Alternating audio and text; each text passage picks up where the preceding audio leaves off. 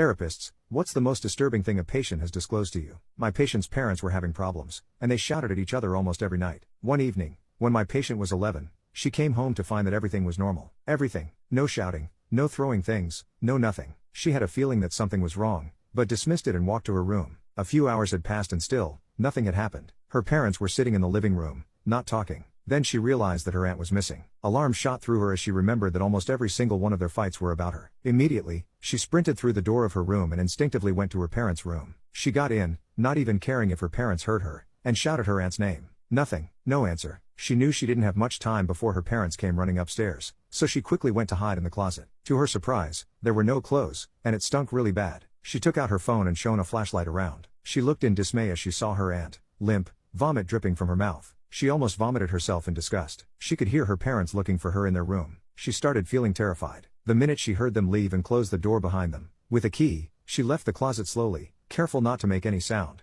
and dragged her aunt to the window. Her aunt was very young, much younger than her mum, so she wasn't all that heavy, and threw her outside.